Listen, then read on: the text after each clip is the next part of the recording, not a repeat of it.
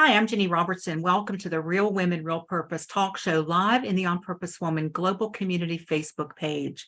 I am Ginny Robertson, the host of the Real Women, Real Purpose talk show, where I talk with real women who are living their lives on purpose and bringing their unique gifts to the planet. I'm also the founder and publisher of On Purpose Woman magazine and the founder of the On Purpose Woman Global Community. My guest today is Last Wishes Facilitator Mary Jane Charles, and we're talking about last wishes and other dreams, the complete toolkit. So welcome, Mary Jane. Thanks for being here. Thank you, Jenny. I'm excited. It's a wonderful invitation.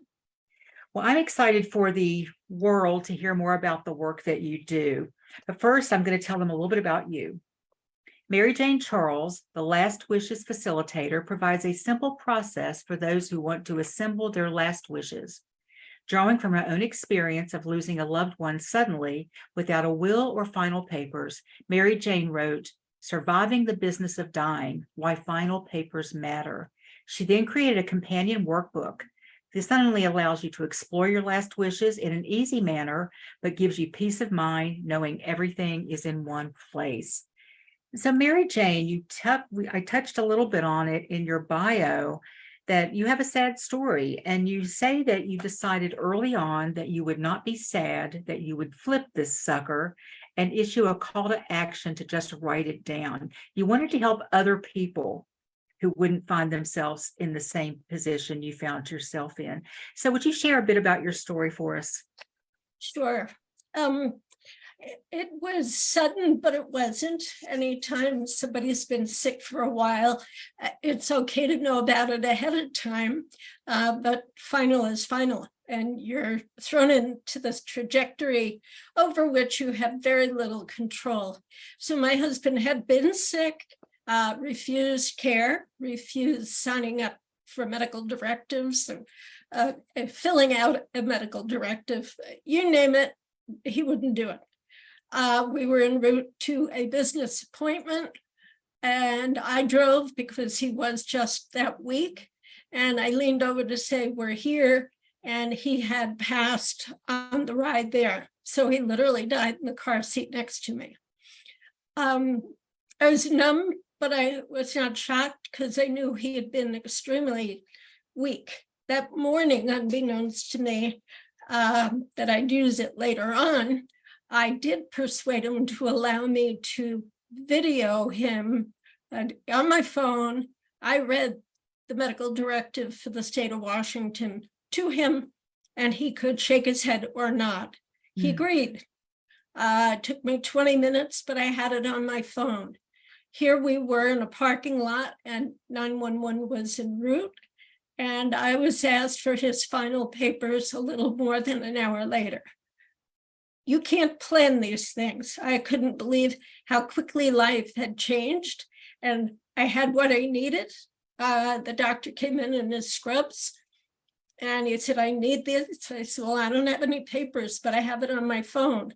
He was amazed, and he was really very thankful because he could actually see the condition of his patient earlier.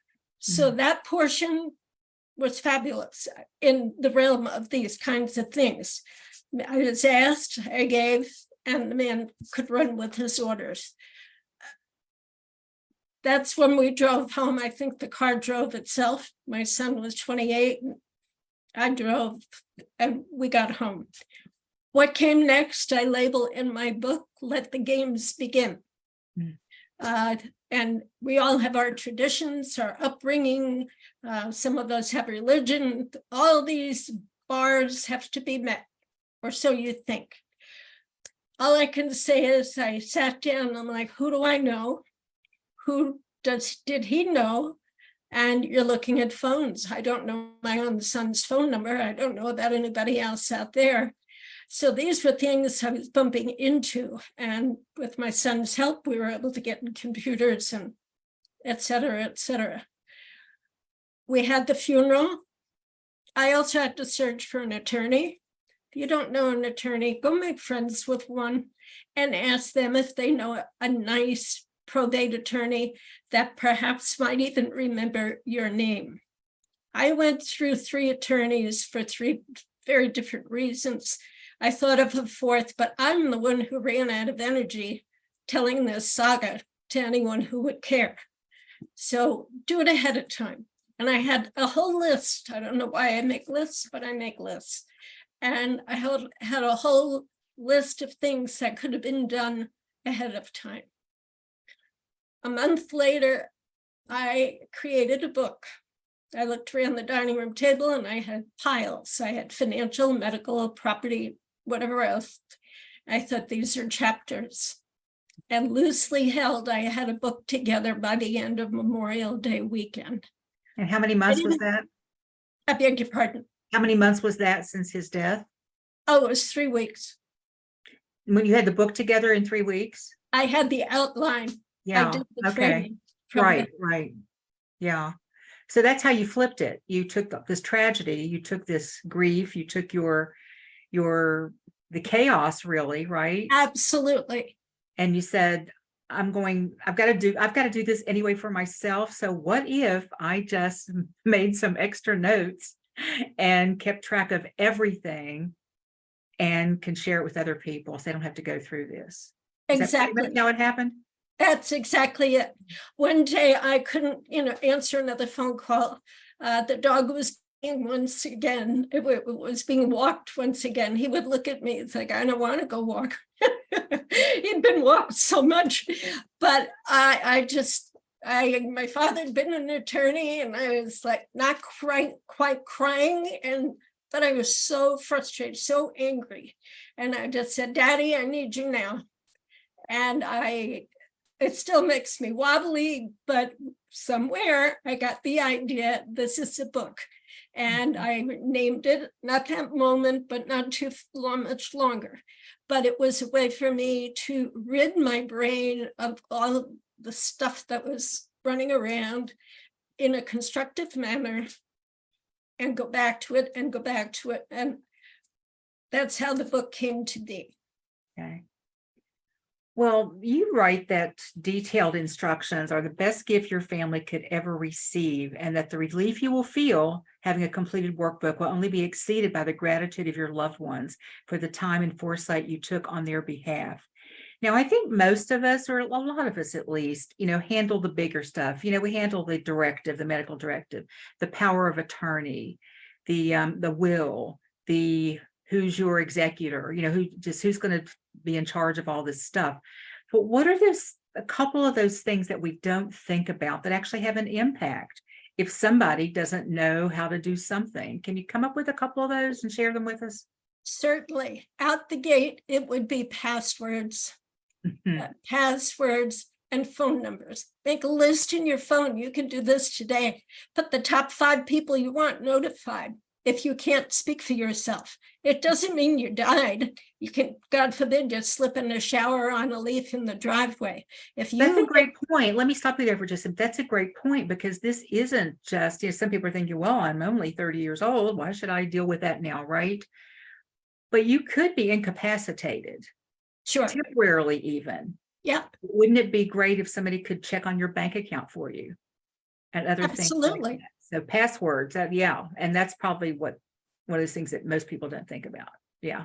Well, it's in the moment. We're trained to think on the bigger, higher level. It's always in the details. What branch of B of A? Some of us live in towns where there are 3 or 4 different branches. Do you know a person within the branch? I would highly suggest go make friends with your banker.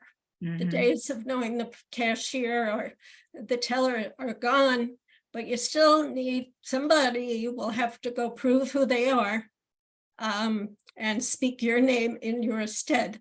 So if I walked into First Citizens and said, may I speak with Ginny Robertson? She knew so-and-so. Oh, yes. And boom, you've got eye contact recognition because Mary Jane spoke of you to Ginny at different times. Go make a friend. You'll be making a lot of friends for real reasons. It makes the world much smoother in a bad moment. Yeah. And especially when you're the one dealing with you're the one who's left behind, if you will, and you're dealing with the leftover. Yes, And you have that information. You can go walk into the bank. It's like a comforting blanket, I would imagine. It's like, you're oh, just one. meeting, yes, there's Oh, familiarity out the gate. You don't have to prove who you are, which is another reason, absolutely have a will and know who the executor is. It might not be you, but mhm. find out who that is. Otherwise, the estate goes to the probate court of whatever state you live in, and whoever steps up, so to speak, and it's one of those, if you're in a line of 4 people, 3 others no doubt will take a step back and you'll be standing there, and you have to go through the process of becoming a personal representative, and that's a whole other alley. And there's a These, lot of money lost in that. I mean, when things go through probate, it takes money to put things through probate. So that's right, it's just a silly leftover thing that nobody should be doing, right? that's right. Yeah. Another reason to find a probate attorney. People say, oh my God, attorneys are expensive. It's not an expense, it's an investment. It's like a dentist. Who likes to go to the dentist? But the more you go for checkups, the fewer root canals you'll have in life. I Yeah. mean, life can be Yeah. a root canal. You don't want, you plan not to have them. And that's what this is. Mhm. It's in, we have earthquake kits, we've got first aid kits, we've got kits, cooking kits. And this is why I say you need a Last Wishes toolkit.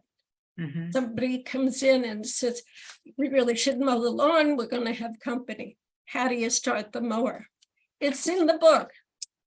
My little workbook holds more little secrets, but they make your world go around. Mhm. Can you think of another one that would be a thing that we don't think about very often that we should have in our toolkit? It's okay to share your story, what you want in the moment when you're leaving. I would say, oh, I have all kinds of stuff. I have silly things like, what do you want to wear? And just You're talking about when you've passed on and like correct. you're having a funeral, like what do you want, all that? Okay, all those details. Yeah. The things, so this happened to me suddenly, and there were 4 adult step people. I did not, they weren't my children in any sense, so I felt I needed to consult. They could have cared less. All right, I'm going to make some decisions here. And that's another thing. I had a friend call me, her husband called me actually, unsolicited, day 2, the day after my husband died. And in no uncertain terms, he simply said, you've got this. And I said, thank you. He said, no, it was a tone of voice I'd never heard him use before. He was assuring me I could not make a mistake, that I've got this, and there might be conversation. Keep walking. You've got your orders. You know what you do. It was such a gift. So if you know someone who's just been pushed off the precipice of whatever's coming, and they're really not too sure what they're doing, make that phone call and tell them they'll be fine, because obviously it still moves me and it was worth its weight in gold. Wow. So be encouraging if you do not know what to do. But the other thing I would really suggest ahead of time, go to the bank with someone you know, like, and trust. Need not be a relative, maybe a neighbor. Our neighbors are very dear to us, as a co-signer, so that the lights stay on and the money gets transferred. I wouldn't advertise it. It's not a Thanksgiving dinner conversation, but it's another point that you know it's taken care of. And then think of who you would like to be your first lieutenant.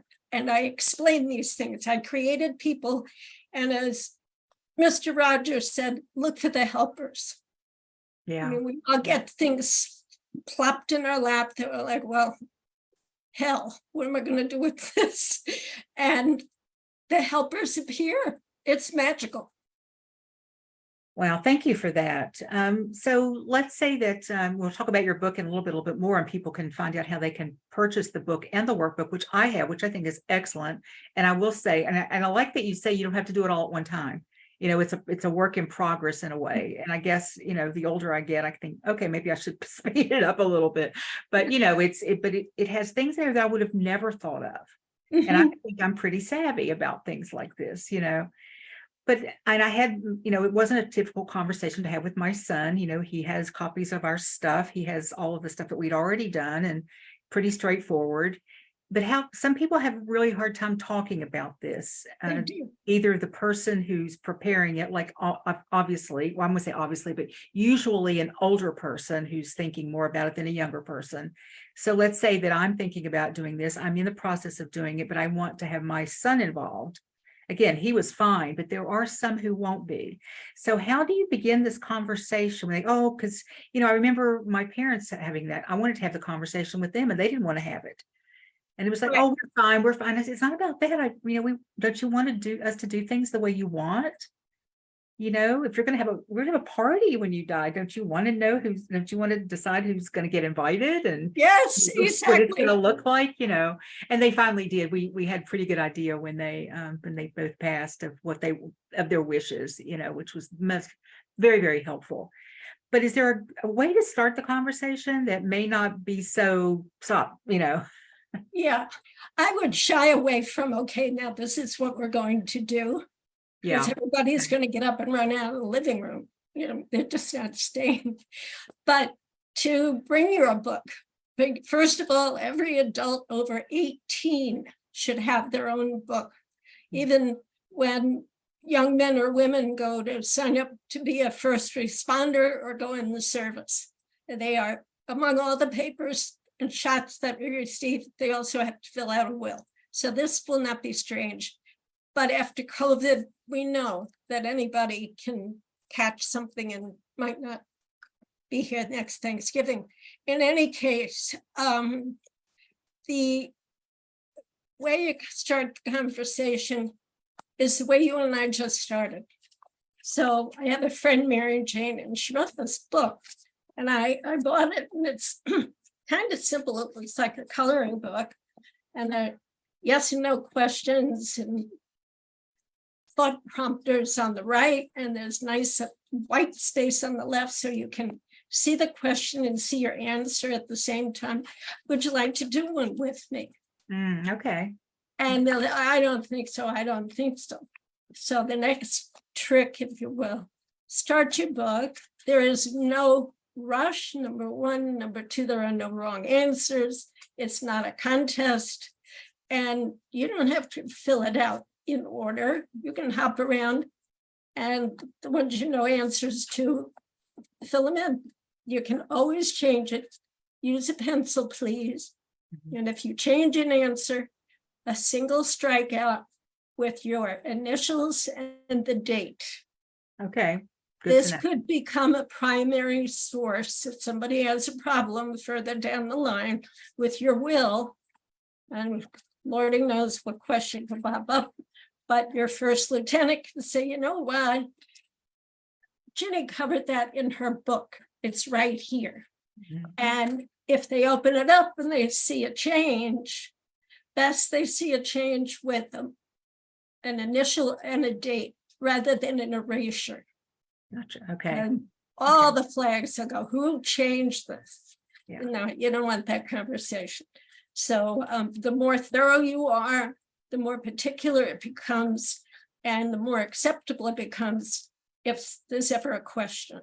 So Hold up your book and your workbook so we can see what they look like. I'm sure you have them in front of you, don't you? Okay, That's this is my- the companion workbook. What does the book look like? here's the book. Okay. The book is about the size of an old-fashioned Reader's Digest, Okay. and it's lean. It's my story, and it's not intended to be sad. The opposite, it's a call to action primarily for women, because we just do these things. Like we have the babies and we clean the house. You know, ages ago, this was women's work. Well, this becomes women's work. But we still do kind of take those things on more. Yeah, we do. Yeah. Because I we're mean, women are also the ones that are usually left holding a bag sometimes too. That's very detrimental to them. So they need to know what they need to know all the details. absolutely. Well, where did we put that? How many Mhm. times do we hear that? Where did we put that?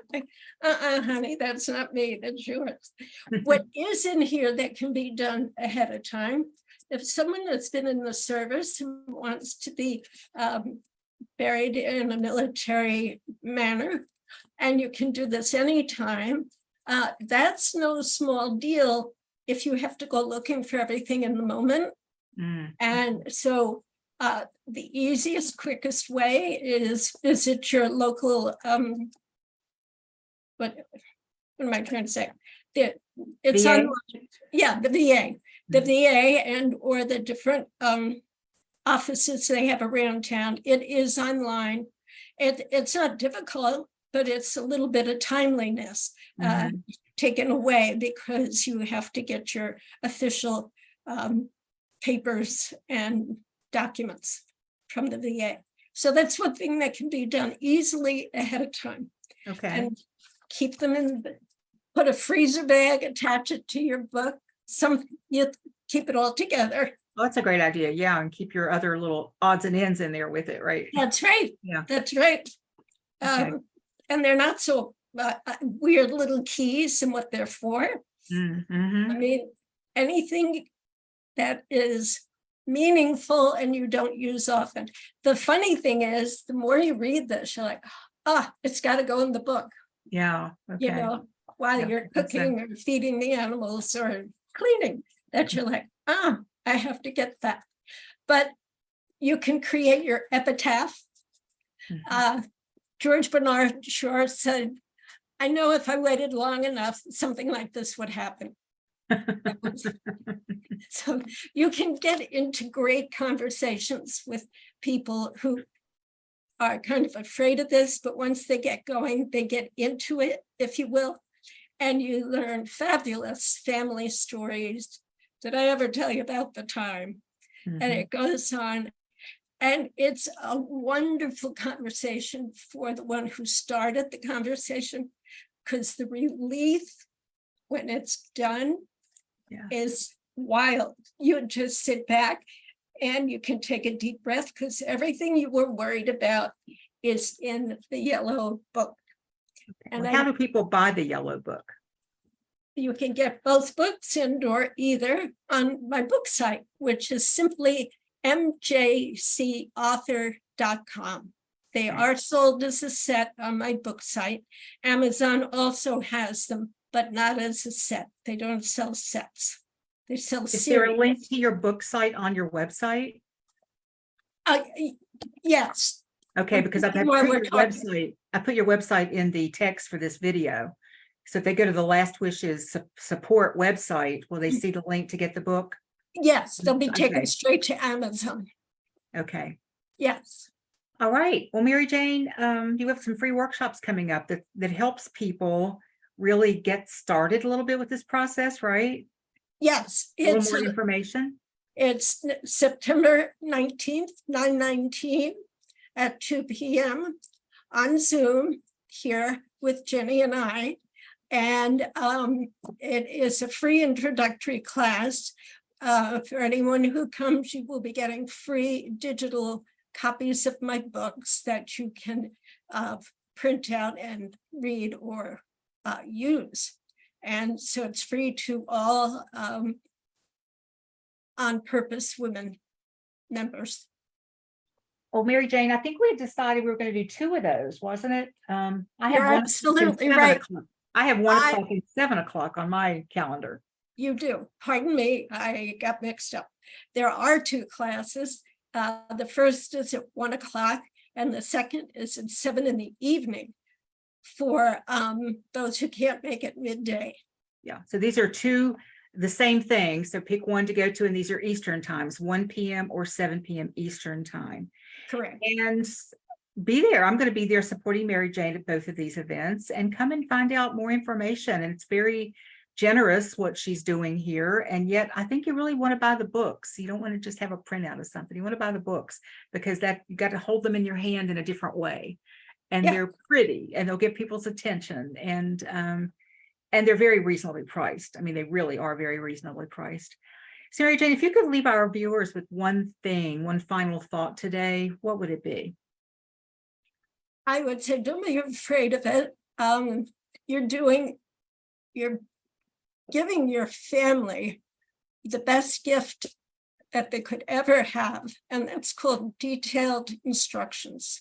They will be so thrilled that you took the time and be filled with gratitude for the common sense that this relays. And they'll get a kick out of what you tell them to do because they've heard it all the time. And now it's a keepsake. Okay. Well, Mary Jane, thank you so much for being here today. Thank you for taking this really tragedy. I mean, the tragedy when someone that you love and you're married to dies next to you in a car. There's no other word for that. And coming out on the other side of it in a way that's so helpful to other people. I'm not suggesting that you've come through it. You know what I mean? It's just that you took whatever you were dealing with and you channeled that energy into something really, really beneficial to a lot of people. Well, thank you. Actually, speaking of storms and coming through things, I have a quote here from Haruki Murakami, and once the storm is over, you won't remember how you made it through, how you managed to survive. You won't even be sure, in fact, that the storm is really over. But one thing is certain, when you come out of the storm, you won't be the same person who walked in. Wow, that's beautiful. Thank you. Thank you.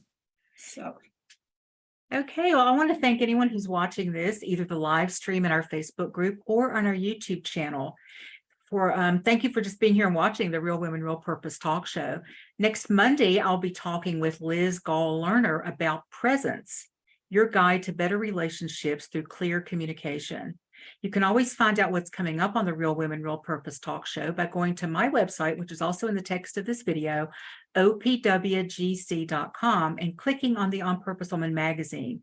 Look for the spread in the table of contents. And while you're on the website, please check out the On Purpose Woman global community. And thank you again for watching the Real Women, Real Purpose talk show. thank you, Jenny. Bye. Thanks, Mary Jane.